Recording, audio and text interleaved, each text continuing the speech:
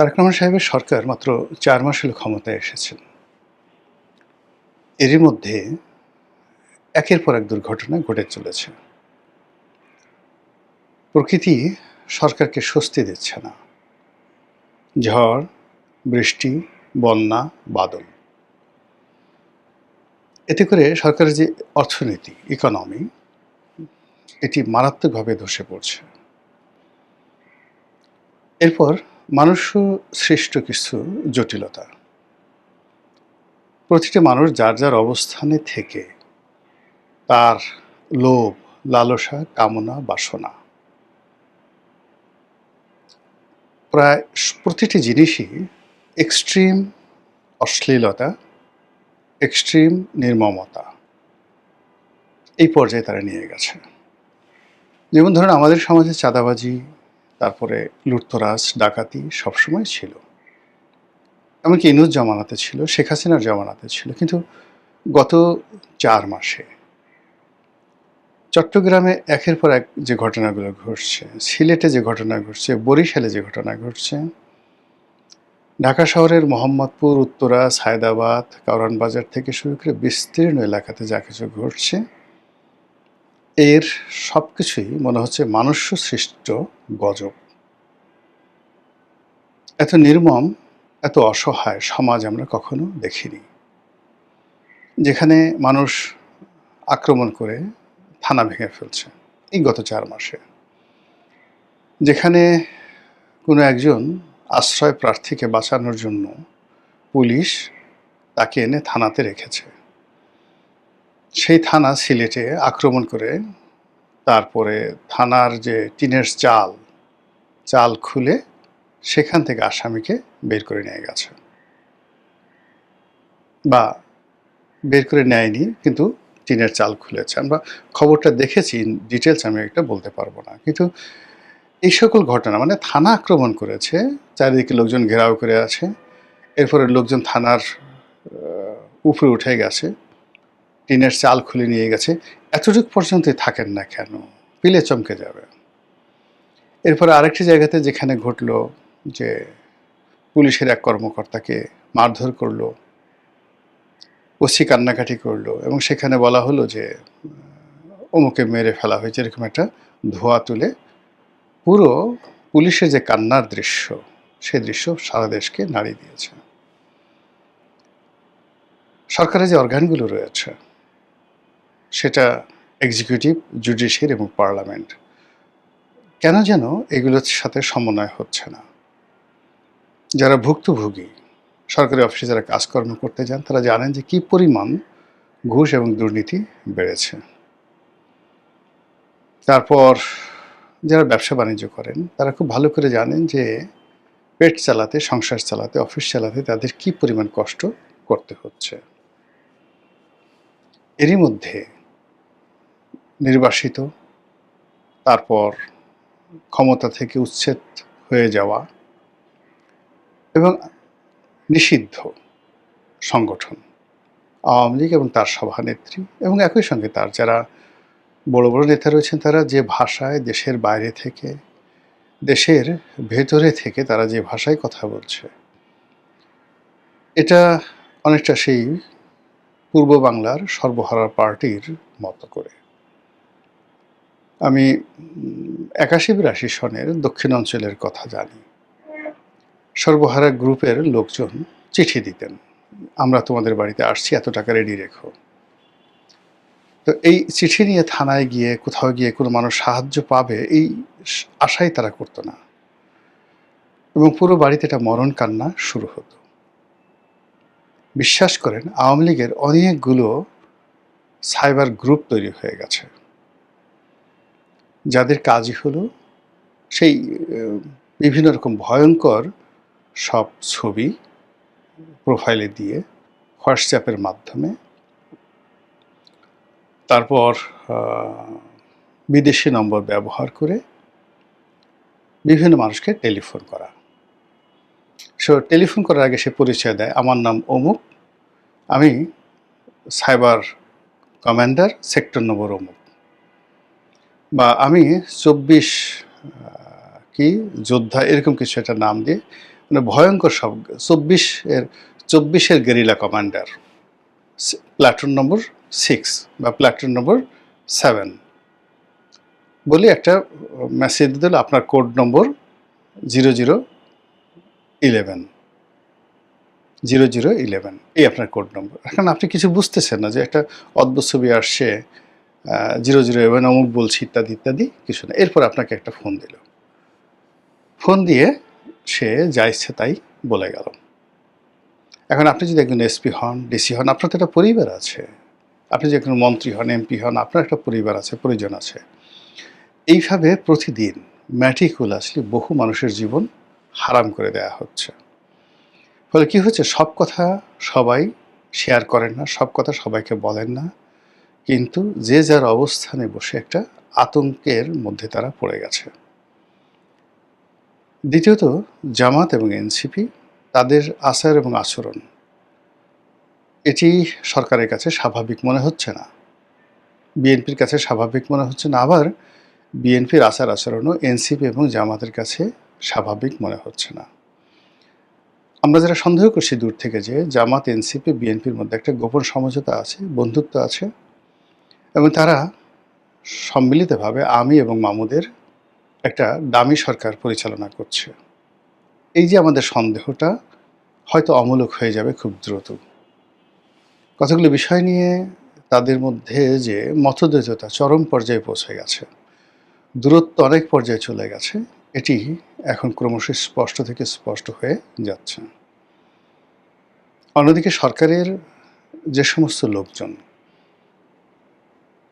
মন্ত্রী হয়েছেন, এমপি হয়েছেন, কিন্তু বিএনপির সাথে সম্পৃক্ত ছিলেন না, অনেকে ছোট ছোট দলের মালিক ছিলেন, সে সকল দল বন্ধ করে অনেকে বিএনপিতে যোগদান করেছেন, তাদের কপালে এখনও পর্যন্ত শিকেটি জোটেনি। কেউ হয়তো এমপি হয়েছেন, কেউ হয়তো ছোটোখাটো মন্ত্রী হয়েছেন, কিন্তু ওই পর্যন্তই।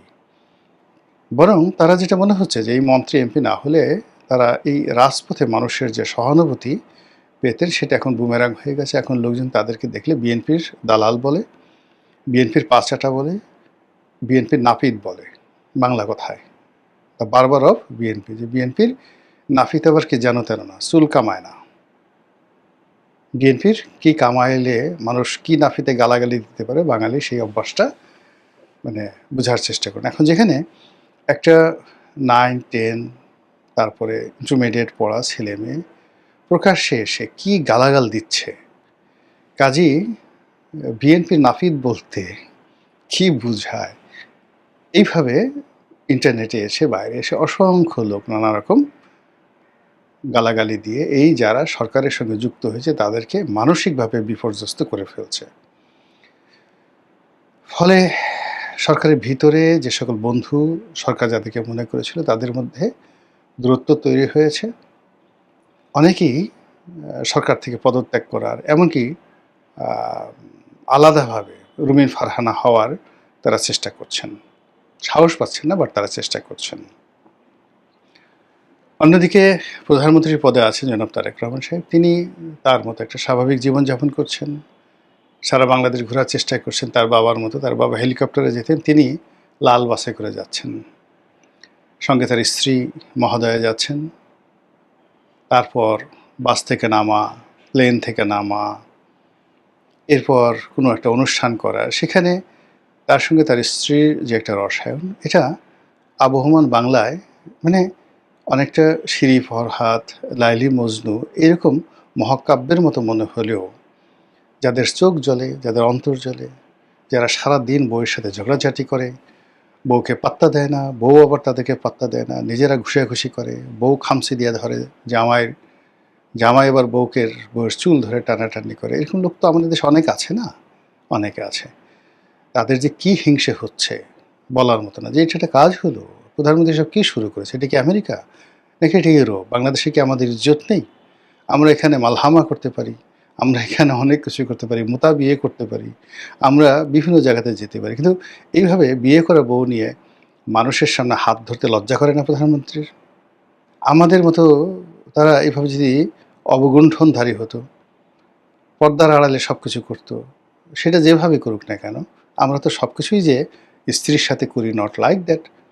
কিন্তু তিনি সেগুলো না করে এখন তিনি প্রকাশ্যে মানুষকে প্রেম শিখাচ্ছেন, ভালোবাসা শিখাচ্ছেন। এতে করে লক্ষ লক্ষ মানুষের অন্তর জ্বলে যাচ্ছে, তাদের ভীষণ রকম রাগ হচ্ছে। আর অধিকন্তু যাদের ধরেন ক্যাটকাটা বউ, চেহারা ভালো না, গায়ে মাংস নেই, গায়ের রং কালো, তারপরে খুবই খিটখিটে মেজাজের, কথায় কথায় মিনসে বলে গালি দেয়, বটি নিয়ে আগায় আসে। তো এই সমস্ত যারা স্বামী বুঝতে পারেন তাদের ভীষণ রকম মেজাজ গরম, অস্বাভাবিক তারা আচরণ করছে এই সময়টিতে। এই ক্ষুদ্র একটা ঘটনা প্রধানমন্ত্রীর একান্ত ব্যক্তিগত জীবনে। এমনকি তার যে কন্যা, এখন তার কন্যা ফুটবল খেলেন, তারপর ইংরেজিতে ভালো কথা বলেন, সে ইজ আ ব্যারিস্টার। আল্লাহ তাকে একজন কন্যা হিসেবে অসাধারণ সুন্দর অভিব্যক্তি, সুন্দর চেহারা, নম্র ভদ্র, কথাবার্তা শুনে মনে হয় না যে নেতিবাচক। বয়স ৩০ বছর হয়ে গেছে বা ৩২ বছর হয়ে গেছে, কিন্তু তার আচার আচরণ দেখে এটা দেবতুল্য সরলতা তার মধ্যে রয়েছে। এটা দেখে যাদের রাগ হয়, চিন্তা করে যে আল্লাহ, আমার মেয়েটা তো বদমাইশ, এই ২০ বছর বয়স হয়ে গেছে, ৪-৫টা প্রেম করেছে, ৩-৪ বার ঘর থেকে বের হয়ে গেছে, তারপরে হোটেলে গিয়ে রাত কাটায়, ইয়াবা খায়, ফেন্সিডিল খায়, গাঁজা খায়, ঘরে বয়ফ্রেন্ড এনে শুয়ে থাকে, কিছু কথা বললে এসে সে বয়ফ্রেন্ড দিয়ে বাবাকে মাকে নির্যাতন করে। তো তারা যখন এরকম একজন জাইমা রহমানের মতো একজন নারীকে দেখেন, কন্যাকে দেখেন, রমণীকে দেখেন, তাদের বিশ্বাস করেন তারেক রহমানের উপর ভীষণ রাগ হয়, অসাধারণ তাদের রাগ হয়। তো এরকম কিছু বিষয়াদি তো রয়ে গেছে। তার সঙ্গে সঙ্গে তিনি এইভাবে চলেন, কারণ আমরা কোটটাই পরি, আমরা এইভাবে চালচলন করি, তারপর আমরা এমপি হলাম, মন্ত্রী হলাম, আমাদের কি ট্যাক্স ফ্রি গাড়ি আনতে ইচ্ছা করে না? উনি তো ভালো গাড়িতে চলছেন, বুলেট প্রুফ গাড়িতে চলছেন, প্রধানমন্ত্রী হিসেবে তার রাষ্ট্রীয় গাড়ি আছে, ব্যক্তিগত গাড়ি আছে। আমরা তো অনেকে সাধারণ পরিবার থেকে এমপি হয়েছি, একটা ট্যাক্স ফ্রি গাড়ি আনবো, ভৌ ভৌ করে চালাবো, আমাদের এই রিজিকে তিনি কেন হাত দিতে গেলেন? এরকম অনেকগুলো বিষয় নিয়ে দেখা গেল যে তার প্রতি, জনাব তারেক রহমান সাহেবের প্রতি অনেকের রাগ, ক্রোধ, ক্ষোভ চলতে পারে। আবার অনেকে প্রধানমন্ত্রী হতে চান, শেখ হাসিনা আবার ক্ষমতায় ফিরে যেতে চান, তারপরে জামাতের সভাপতি তিনি আমিরুল মুমিনিন হতে চান। এই জিনিসগুলো নিয়ে যে কন্ট্রাডিক্ট অ্যান্ড কনফ্লিক্ট, সেই কন্ট্রাডিক্ট অ্যান্ড কনফ্লিক্টের কিছু নমুনা আমরা রাজপথে দেখতে পাচ্ছি। যে শিশু বিদ্রোহ আমরা শেখ হাসিনার জামানায় দেখেছিলাম, 8-9 ছেলেরা স্কুল থেকে বের হয়ে সরকারকে অচল করে ফেলেছিল, এবং একবার প্রায় 200-250 লোক ছিল আওয়ামী লীগের অফিসে, ধানমন্ডি অফিসে। তো সেই 9-10 ছেলেরা খবর এলো যে তারা এবার আওয়ামী লীগ অফিসে আক্রমণ করবে। ওবায়দুল কাদের সাহেব সে অফিসে ছিল। ওখানে যারা উপস্থিত ছিলেন তাদের মধ্যে একজন আমাকে বললেন যে, ভাই বিশ্বাস করবেন না, কি যে ভয় পেয়েছিলাম, শুধু এতটুকুই, ওই অফিসে কয়টা বাথরুম ছিল তা জানা নাই, প্রত্যেকটা মানুষ যদি আক্রমণ হয়ে যায় কোন জায়গাতে পালাবে সেই টেনশন, ওয়াল কীভাবে টপকাবে, 3 তলা থেকে কীভাবে নামবে। ছেলেরা সব ছিল ওই সীমান্ত স্কোয়ারের কাছাকাছি। তো কাজেই এই শিশু বিদ্রোহ বাংলাদেশে বহুবার হয়েছে, আর সেই বিদ্রোহ প্রতিবারই প্রলয়ঙ্কারী রূপে বড় হয়ে আরও ফিরেছে। তো কাজেই এখন ইন্টারমিডিয়েট যারা পরীক্ষা দিচ্ছে তাদের যে আন্দোলন, সেই আন্দোলনের মধ্যে ইতিমধ্যে বহু পক্ষ জড়িয়ে গেছে। সেই বহু পক্ষ জড়িয়ে গেছে, ফলে এটি আর নিছক ছেলে খেলা বা যাকে বলা হয় খেলাধুলার মধ্যে নেই। এর মাধ্যমে anything might happen at any time. সরকারের যারা কর্তা ব্যক্তি তারা তো অবশ্যই ভালো বুঝেন। আমরা আসলে সরকারের একটা ধারাবাহিকতা চাই। আমরা চাই যে একটা ইলেকশন হয়ে গেল, সরকার 5টি বছর ক্ষমতায় থাকুন, এবং প্রতিটি সরকারেরই কতগুলো সুন্দর পরিকল্পনা থাকে। তারেক রহমান সাহেবের সুন্দর পরিকল্পনা আছে, তিনি সেগুলো বাস্তবায়ন করুন, এরপরে নিয়মতান্ত্রিক পদ্ধতিতে সব কিছু হোক।